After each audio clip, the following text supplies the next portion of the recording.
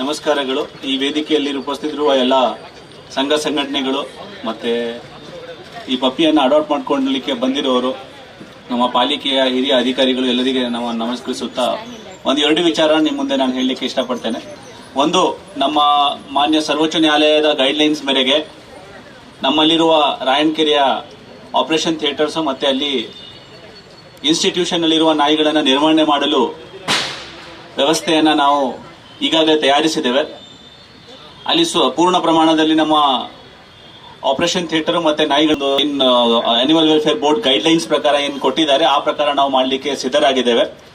ಈ ಒಂದು ಶುಭ ಬೆಳೆಗೆ ನಾವು ಈ ಪಪ್ಪಿ ಅಡಾಪ್ಷನ್ ಕಾರ್ಯಕ್ರಮ ಯಾಕೆ ಇಟ್ಟಿದ್ದೀವಿ ಅಂದ್ರೆ, ನಮ್ಮ ದೇಶದಲ್ಲಿರುವ ಒಂದು ವಿಶೇಷ ಒಂದು ಸಮಸ್ಯೆ ಅನ್ಬಹುದು ಅಥವಾ ಒಂದು ಪ್ರಕೃತಿಯನ್ನು ನಿಸರ್ಗದಲ್ಲಿ ನಮ್ಮ ಸ್ಟ್ರೇ ಡಾಗ್ಸ್ ಸಂಬಂಧಪಟ್ಟಿರುವ ವಿಚಾರ ಇರೋದು. ಬೇರೆ ರಾಜ್ಯಗಳಲ್ಲಿ ಮತ್ತೆ ರಾಷ್ಟ್ರಗಳಲ್ಲಿ ಅಷ್ಟು ಅದು ಸ್ಟ್ರೇ ಡಾಗ್ಸ್ ಕಲ್ಪನೆ ಇಲ್ಲ. ಯಾಕಂದ್ರೆ ಅಲ್ಲಿ ಅಡಾಪ್ಟೆಡ್ ಮತ್ತೆ ಅವರು ಸಾಕಿರುವ ನಾಯಿಗಳು ಮಾತ್ರ ಇರತಕ್ಕದ್ದು. ಈಗ ನಮ್ಮಲ್ಲಿ ಸ್ಟ್ರೇ ಡಾಗ್ ಇರೋದ್ರಿಂದ ಇದಕ್ಕೆ ವ್ಯಾಕ್ಸಿನೇಷನ್ ಮಾಡಿಕೊಂಡು ಇದಕ್ಕೆ ಒಳ್ಳೆ ರೀತಿಯಲ್ಲಿ ಏನ್ ಬೇರೆ ನಿಮ್ಗೆ ಕಮರ್ಷಿಯಲ್ ಪಪ್ಪಿ ನೀವು ತಗೊಳ್ತೀರಿ ಅಂದ್ರೆ ಸಾವಿರಾರು ರೂಪಾಯಿ ಕೊಟ್ಟು ನೀವು ಪಪ್ಪಿಗಳನ್ನ ತಗೊಳ್ತೀರಿ. ಈ ನಮ್ಮ ಇಂಡಿಯನ್ ವೆರೈಟಿ ತುಂಬಾ ರೆಸಿಲಿಯಂಟ್ ವೆರೈಟಿ, ಬಹಳ ಲಾಯಲ್ ವೆರೈಟಿ ಇರೋದು ಎಲ್ಲರಿಗೆ ನಾವು ತಿಳಿಸಬೇಕಾಗಿದೆ, ಹೇಳಿಬೇಕಾಗಿದೆ. ಯಾಕಂತಂದ್ರೆ ನಿಮ್ಮ ಸೆಕ್ಯೂರಿಟಿ ಪ್ರೊಟೆಕ್ಷನ್ ಆಗಲಿ ಅಥವಾ ಲಾಯಲ್ಟಿ, ಲವ್, ಅಫೆಕ್ಷನ್ ಎಲ್ಲ ರೀತಿಯಲ್ಲಿ ಈ ನಾಯಿಗಳು ತುಂಬಾನೇ ಪ್ರಮುಖವಾದದ್ದು.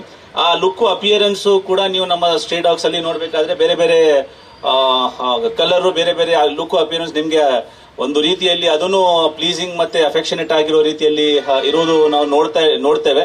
ಒಂದು ಕಲ್ಪನೆಯಲ್ಲಿ ಏನಂದ್ರೆ ನಾಯಿಗಳು, ಬೀದಿಯಲ್ಲಿ ಇರುವ ನಾಯಿಗಳು ಗಲೀಜಿರ್ತವೆ, ಡರ್ಟಿ ಡಾಗ್ಸ್ ಅನ್ನೋ ಲೆಕ್ಕದಲ್ಲಿ ನಾವು ನೋಡೋದಕ್ಕಿಂತ ಈ ಪಪ್ಪೀಸ್ ಮತ್ತೆ ಈಗ ಇರುವ ಆರೋಗ್ಯವಂತ ಹೆಲ್ದಿ ಡಾಗ್ಸ್ ನ ನಾವು ಅಡಾಪ್ಟ್ ಮಾಡಬೇಕಾಗಿದೆ. ಯಾಕಂತಂದ್ರೆ ಈ ಸ್ಟ್ರೇ ಅಲ್ಲಿ ನಮ್ಮ ಎಲ್ಲ ಮನೆ ಮುಂದೆ ನಾಯಿಗಳು ಇರಬಾರ್ದು, ಮನೆ ಮುಂದೆ ಇರುವ ಮಕ್ಕಳಿಗೆ ಸಮಸ್ಯೆ ಆಗಬಾರ್ದು ಅಂತಂದ್ರೆ ನಾವು ಒಂದು 2 ಲಕ್ಷಕ್ಕಿಂತ ಜಾಸ್ತಿ ಮನೆಗಳಿದಾವೆ ಮೈಸೂರು ಮಹಾನಗರ ಪಾಲಿಕೆ ವ್ಯಾಪ್ತಿಯಲ್ಲಿ.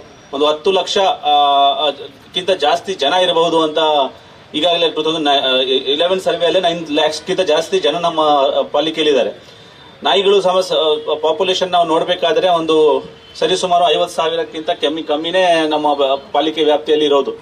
ಸೊ ಒಂದು ಪ್ರತಿ 4 ಮನೆಗೆ ಒಂದು ನಾಯಿ ಅಡಾಪ್ಟ್ ಮಾಡಿಕೊಂಡು ಹೋದ್ರೆ ಅದಕ್ಕೆ ಸರ್ಜರಿ ಮತ್ತೆ ಊಟ ತಿಂಡಿ ಹಾಕಿಸಿ ನಮ್ಗೆ ಈ ಸಮಸ್ಯೆ ಬರುವುದಿಲ್ಲ ಅಂತ ಒಂದು ಐಡಿಯಲ್ ಕಲ್ಪನೆ ಕೂಡ ಇರ್ತದೆ.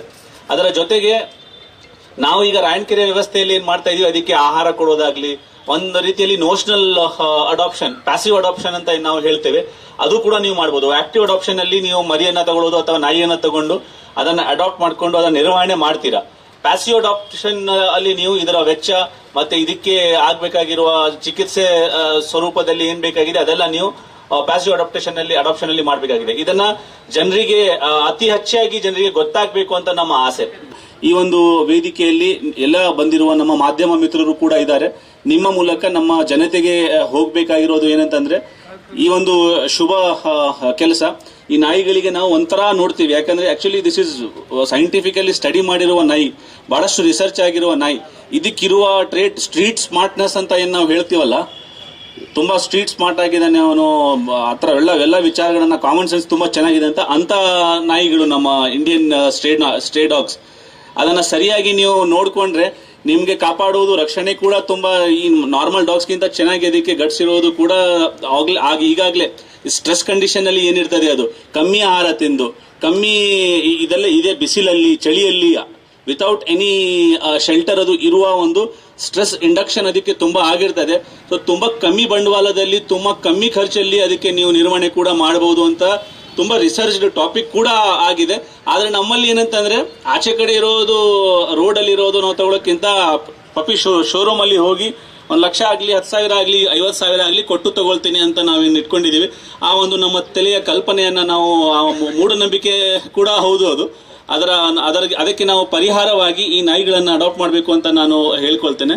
ನಮ್ಮ ಪಾಲಿಕೆ ಎಲ್ಲ ಎನ್ವೈರನ್ಮೆಂಟಲ್ ಇಂಜಿನಿಯರ್ಸ್, ಹೆಲ್ತ್ ಇನ್ಸ್ಪೆಕ್ಟರ್ಸ್, ನಮಗೆ ಸಹಕಾರ ಕೊಟ್ಟಿರುವ PFA ಮತ್ತೆ ರೋಟಾ ಸಂಸ್ಥೆಯ ಪದಾಧಿಕಾರಿಗಳು, ಮಾಧ್ಯಮದವರು ಮತ್ತೆ ನೀವೆಲ್ಲರಿಗೆ ನಾನು ಧನ್ಯವಾದಗಳನ್ನು ಸಲ್ಲಿಸಿ ನನ್ನ ಮಾತನ್ನ ಮುಗಿಸ್ತೇನೆ.